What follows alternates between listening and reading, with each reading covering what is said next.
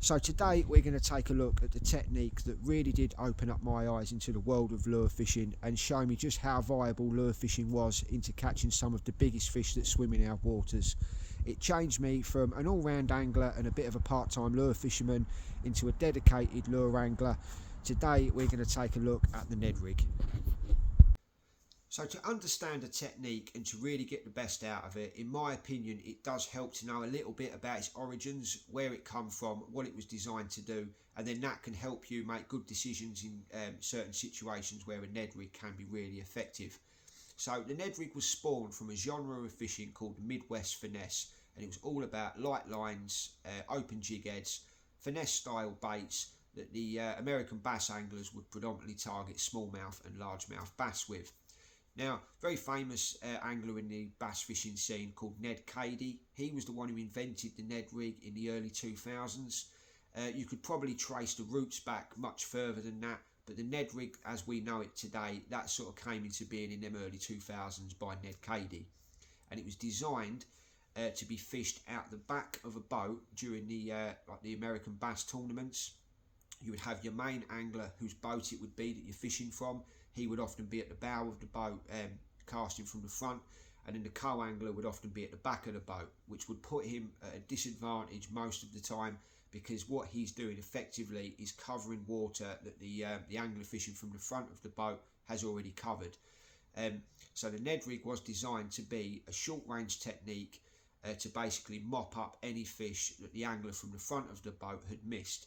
And was it effective? Did it catch a lot of bass? The fact that we're talking about this nearly 20 years later probably shows you just how effective and how many bass that technique caught. And in my own fishing, even the other week, again, that same sort of principle. Really good example. I'm fishing to the left hand side of a bridge. I've caught a few fish. Another angler comes down fishing the right hand side of the bridge, fishing on shads, fishing up in the water. He's caught a few pike. He's moved on. I then drop into where he was fishing on a Ned Rig, and almost straight away I'm into a pike as well. So in those scenarios where you're either fishing very pressured areas or you're fishing sort of behind other anglers, just watch what they're doing. If they are fishing fairly quick or fishing baits up in the water, a Ned Rig can be really effective, because not only are you going to pick up the fish that they've potentially missed, but those really big fat lazy fish that might not be in a chasing mood, they're the fish that you can often pick out on the Ned Rig as well. I've caught some huge fish over the years on the Ned Rig. It continues to put big fish on the bank. It's an amazing technique, and on pressured venues it can be absolutely deadly. It's pretty much sort of classic perch fishing this. We found the fish on the boomers, we switched over to the Ned Rig, and it's where the Ned Rig really does come into its own, just picking an area apart really slowly, very methodically. Again, not the biggest of perch, but a real nice chunky one, and hopefully we'll be able to catch some more. So a Ned Rig is an incredibly simple premise. It's a jig head that is either flat or slightly rounded on the end, traditionally used with a floating bait. You would cast it out, let it hit the bottom, and you would get this kind of vertical presentation. It is almost a do-nothing rig. You know, one of the most effective ways of fishing a Ned Rig is something called dead sticking. So you just cast it out, you let it hit the bottom, with a floating bait, you'd let the current work the lure for you. You would do very little apart from reeling in the slack. Really effective, but very, very simple. You're not going to look at a Ned Rig and sort of be like took back with how like beautiful it looks or how amazingly detailed it is. It is very basic, and there's not much to it, to be honest, but it is so effective, and we're going to look at why I think it works so well, plus the components that I like to use to rig these up as well. When you're out selecting a Ned head, there's a few things that you can look for, but in my opinion the most important thing is the hook itself. I want something that's going to be absolutely razor sharp, and I don't want my hooks blunting too quickly. I fish certain areas with quite a few rocks and snags and things like that in. I have lost some good fish in the past where the fish has come off, I've checked my hooks, and either the point of the hook is dulled, or in some cases the actual point has even been bent out slightly as well. So in my opinion, these are the 4 best ones that cover all of my Ned fishing.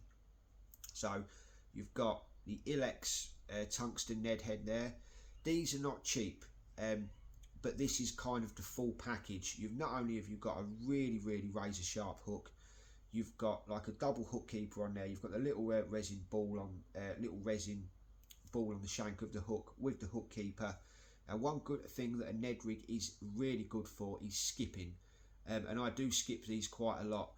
And having that security of like the double hook keeper on there, I'm much more confident using that the bait isn't going to slide back down to like the bend of the hook as I'm fishing. And because you've got the tungsten head on that as well, you're going to get, it's such a dense material, you're going to get really good feedback as well over what you're fishing. So really good. Like I say, they're not cheap, but these in my opinion are the best one because it is like the full package. Coming away from those, the next ones I use quite a lot. This is the Trocar Eagle Claw. This one itself isn't tungsten, but you can get a tungsten option. They've got a really nice hook keeper on there as well, and the hooks on these are absolutely razor sharp. They are really good hooks on these. And then coming down from that, we have the little Finesse shroom heads from Z-Man.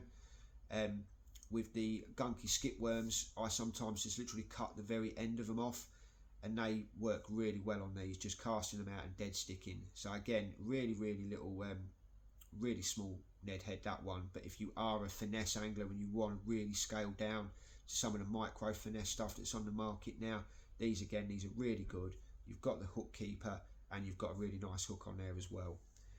Now the one that I use probably the least, but there are some situations where I feel I need to use this. This is one of the, I think again, one of the Z-Man sort of offset EWG style Ned heads. Again, really nice hook on these. The only thing I will say about these is because you've got quite a thick gauge wire on there, not all floating baits, but certain floating baits that some of I use, because you're sort of offsetting the balance almost of the lure under the water, it won't necessarily sit upright like that. Some of the lures that I use, it sort of falls down a little bit, so it just pays to sort of bear that in mind. Not all floating baits, some of them will stand up like that, but some of the more sort of delicate ones, they can sort of topple over a little bit, so they sort of sit at that kind of an angle. So it's just something to be aware of that. But those are the 4 Ned heads that I use. They're the only 4 that I do use. I don't feel the need to use any of the others. But they've all got the same things in common. They've all got really good razor sharp hooks. They've all got really nice hook keepers on them as well.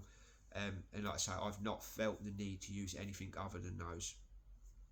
This is a right brute of a perch, this one. And this is a perfect example of just how effective the Ned Rig can be. Tried several different things, but the Ned Rig, really cold day today. The fish seem to be sort of fairly inactive, at least the perch do. The pike are quite active, but yeah, really pleased with this one. And it just goes to show you how good that technique is. So when it comes to selecting lures for a Ned Rig, traditionally it is used with a floating bait, but recently I've been experimenting with a few other ones, and what's become my absolute favourite Ned bait, it's not even a floating lure, but we'll cover that soon. But I tend to put my lures that I use on the Ned Rig, I put them in 2 categories. I've got inert and I've got active. And the difference between the two, so this one would be an inert bait. If I cast that out and just do a straight retrieve, it's not going to do anything. This lure is reliant on the angler to impart the action into it. Where on the flip side, you've got something like this, which is the gunky boogie craw. This is what I would class as an active bait. So again, if I do a straight retrieve, these arms on these are going to be kicking, and it's going to have an action to it without me having to do anything other than do a retrieve. So that's the sort of the 2 categories that, and I use them both slightly differently in regards to the retrieve. But what we'll do is we'll start on, you can't really talk about the Ned Rig without talking about a Z-Man bait. It's where it all started. So you've got here, probably if people that have used a Ned Rig, more often than not it'll be this is the Finesse TRD. That is probably one of the first baits that a majority of us would have thrown on a Ned Rig. Now I will fish that differently to something like this. This is the Ilex Yami fish, but we'll cover that soon. But because this is not a floating material and this is, I will fish these slightly different. And since using these, I have changed the way that I fish floating baits on a Ned Rig as well. So I used to impart quite a lot of action into these with the rod tip. I used to do a lot of shakes and things like that. But these lures have so much like natural action. These are going to be sat up on the bottom like that. We rig this onto a Ned head. Just quickly do that. So that's going to be sat on the bottom like that.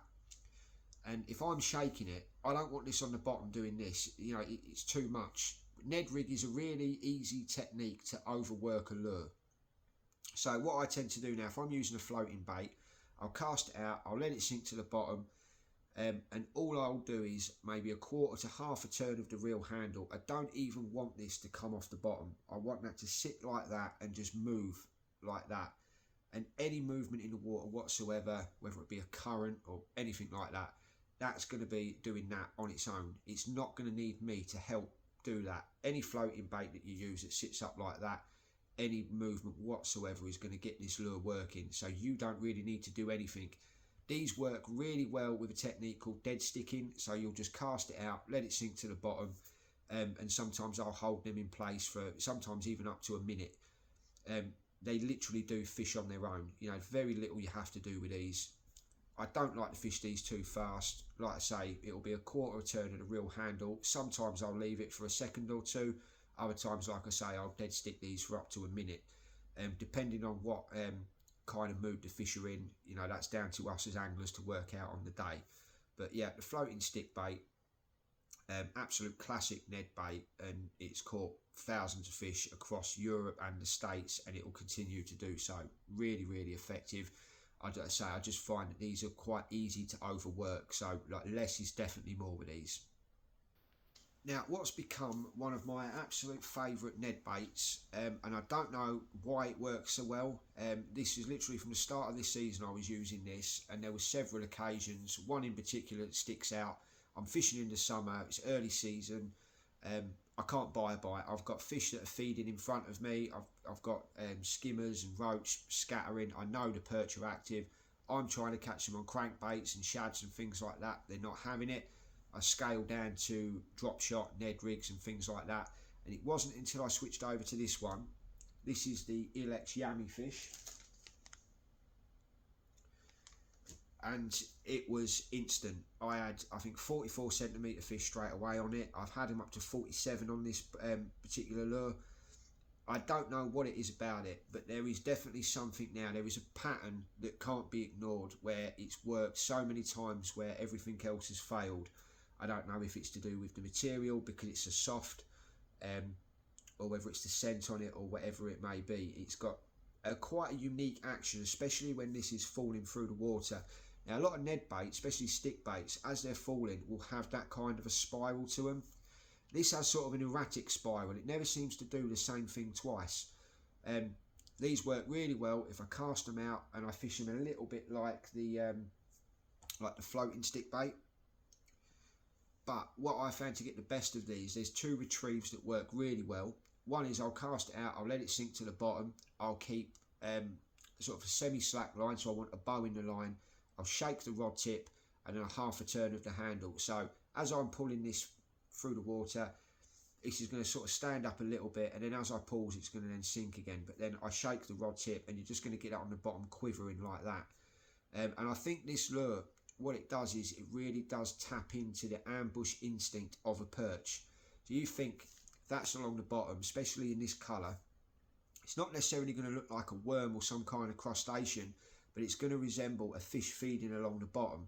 And it's quite often with these, you've got the floating bait. When you pause this, it will stand up. And that's often when the bites come with this.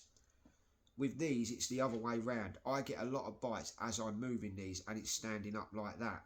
So both of these, they seem to induce takes as they're standing up. And I think what that's doing is any fish that's following, as soon as that stands up, that's seeing that as an opportunity to strike. And I think that's why that you get so many hits at different parts of the retrieve on both of these, but they're technically doing the same thing. And this is another thing just to cover with floating baits and sinking baits. The main difference between the two is what they do when you pause the lure. So when I pause a floating bait, it's going to stand up. When I pause with a sinking bait, it's going to fall down. So there might be very subtle differences between the two. Some days this one will outfish the floating bait, other days the floating bait will outfish this one. This is why it does pay just to have a small selection of sinking and floating baits with a Ned Rig, because you never can predict from one day to another what the fish are going to want. But if I was only going to choose one Ned bait for the rest of my life, I would find it hard to look past that. It's done so many fish for me already. It's a hell of a lure, that.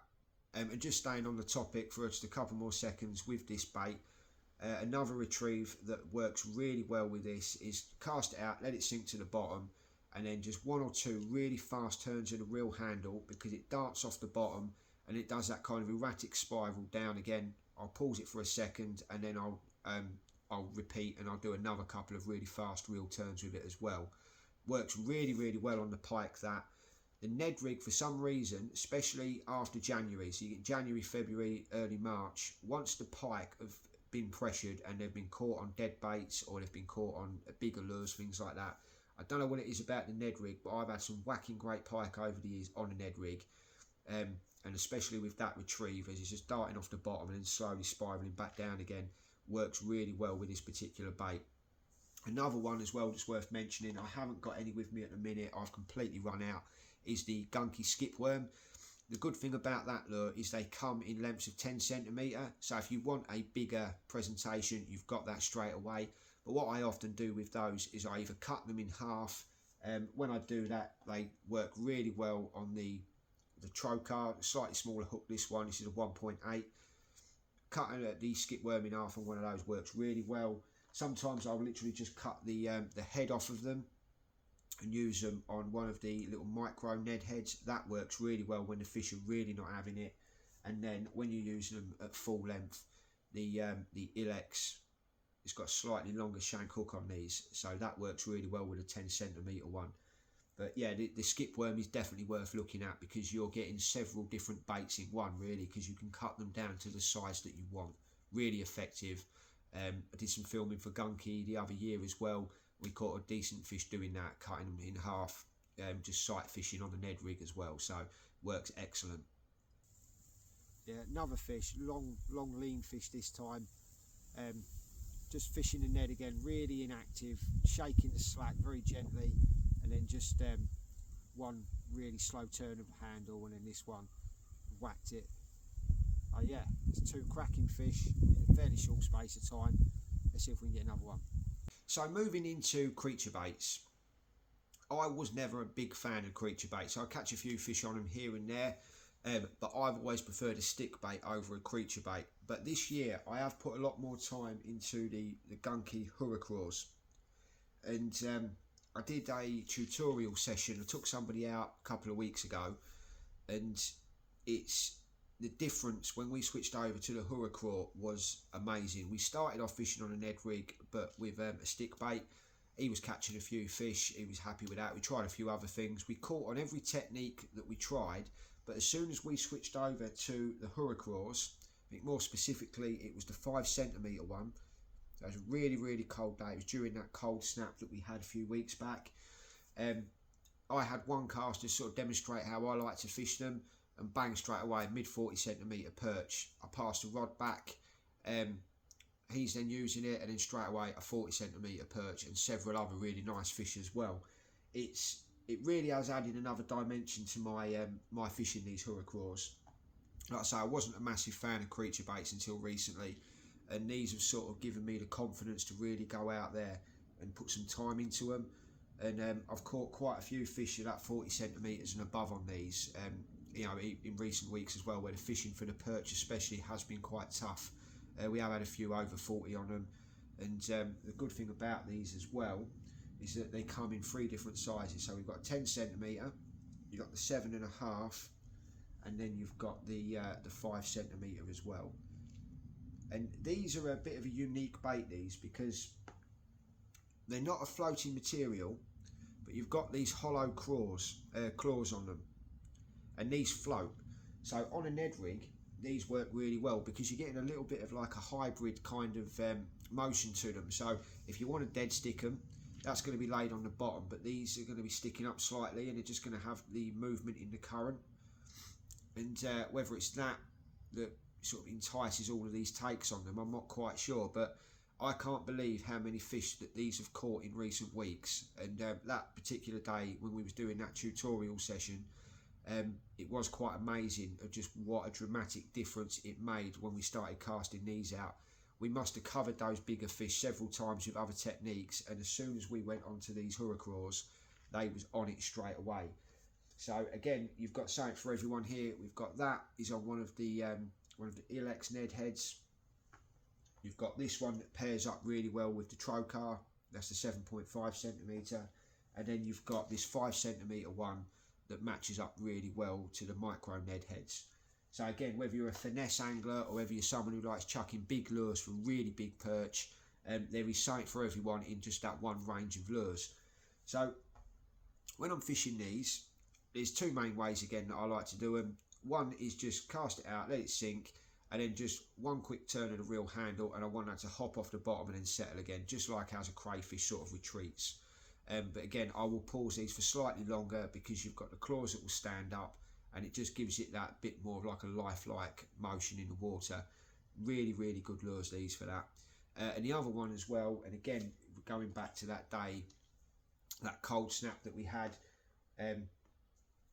I was sort of explaining how I wouldn't move the lures too much, I wouldn't shake the rod tip too much, I'd try to impart the action into these just with the reel, just short burst, getting it to hop off the bottom. But again, you know, you think you've sort of worked something out. Really, really cold day. I think it was like 2-3 degrees, something like that. And as soon as we cast these out and we started just doing little shakes of the rod tip, but not moving them very far. So you was literally barely touching the reel, but just imparting action in the rod tip. That was when the fish really did fire up to these. And again, that one in particular, this is the shrimp. But again, you get 10 in a pack, so they last a long time. You get plenty of baits for your money as well. But yeah, that one in particular, the 5 centimetre in the shrimp, that has caught so many fish in the last month. It is quite unbelievable. Like I say, to give me all that confidence back into creature baits, where again, I wasn't a massive fan of fishing them. I think that just tells you how effective they are, because it's really has added another sort of string to my bow with my fishing. And again, fishing these on a Ned rig, really, really effective. So the creature baits would be very similar to the stick baits in regards to floating and sinking baits. The main difference is going to be what those lures do when you pause. So we've got, this is a floating bait. This is one of the TRD hogs. So when I cast it out and I just like leave it, that's just going to stand up off the bottom like that. Any current's going to cause that to wave and move around. So again, you don't need to do a lot to fish these. Just cast them out, couple of turns of the reel handle, half a turn, quarter of a turn, depending on how cold it is and how the fish are responding. But yeah, any floating creature bait, inert ones that's got no sort of like kickers or flappers on them like what the boogie craw has. Just less is more. You can, something like this, you can really overwork it quite easily, and you can cast it out, you'll be shaking the rod tip, but because the amount of motion these lures have, you imagine that's just me holding it and it's still got movement to it. If you're shaking the rod tip and that's on the bottom doing that, you're going to probably put more fish off than what you're going to attract. So especially this time of year, we're getting some really cold weather at the moment. Less is definitely more. And another thing as well with a Ned rig is you're always moving the bait more than what you think you are. A little bit of an eye-opener for me the other year when I was just dropping them into some clear water, and I thought I was moving these along the bottom like ultra slow. I thought I was moving them maybe an inch or two at a time, and I was moving them almost a foot. So keeping a little bit of slack line, so like a semi-tight line, like a bow in your line, and you just, when you're shaking as you impart action, try to make sure you're only moving the slack line, because that will sort of kill the action slightly once that transmits down to the lure. If you keep a tight line and you do it, your lure's going to be moving all over the place again, and you've got to think with a Ned rig, it is more of a finesse technique. That can work if the fish are really fired up. Shaking the life out of the lure does work sometimes, but again, in my experience, the Ned Rig, the less that you do with it, the better it can be. And just something to bear in mind that, especially on floating creature baits, because they have so much movement in them, you can really overwork that lure. So when it comes to the lures, I think we'll finish up now on the active creature baits. There are so many lures that we could look at in this video, but again, you know, this video is going to end up being a couple of hours long, so just trying to keep this as simple as possible. So we've got a sinking creature bait. Again, I would put this in the active category. That's the gunky boogie craw. And then we've got a floating creature bait. This is the Ilex magic craw. Now, the main difference between these two, again, is going to be what they do when you pause the lure. This is a sinking lure, so that's just going to lay flat on the bottom. This is a floating lure, so it's going to stand up like that. So again, that's really the only difference between the two. So the way that I like to fish these, cast them out, let it sink to the bottom. When you're casting these and they are falling through the water, it always pays though to really watch your line, because you're going to get quite a lot of hits on these as they're falling through the water. The weight of the jig head pulling that down to the bottom will be enough to get these arms kicking on the drop. And you do pick up a lot of pike on these as they're falling through the water, so it's just something just to be mindful of. Again, just to fish these, really simple. I'll cast that out, I'll let that hit the bottom. I won't pause these for very long. I'll give that maybe 2 seconds on the bottom, and I'll give it 2 or 3 really fast turns of the reel handle. That's going to pop off the bottom. The arms are going to be kicking, and then when I pause again, that's going to fall back down, but again the arms are going to be kicking as well. And because this lure in particular has such big paddles on it, they almost act as a little bit of a parachute, and it will sort of just slow the descent of the lure. So these can be quite good if you're fishing over low-lying debris, because it should help just sort of sit and settle on the bottom rather than just sort of plummet straight into any crap that's laying on the bottom. So again, very simple to use, really effective. Not really a bait that you would associate fishing on a Ned Rig, but just that stand-up motion that you're going to get for a few seconds. That's going to hit the bottom. It's going to stand up just for a split second before it falls, and then just repeating that all the way in. Really, really effective. Now, going on to the Ilex magic craw, that's going to behave in very much a similar manner. The only difference is when I pause this, it's going to fall through the bottom again, but it's going to stand up on the bottom, and the current working against that is just going to get these arms moving about. So depending on whether the fish are really inactive and they want something a little bit with a little bit less motion, that can be a better option. Or if they're a little bit more fired up and a bit more active, the floating option potentially could be a better way of going. But again, it does just pay to have a bit of a selection of floating and sinking lures and seeing what they want on the day.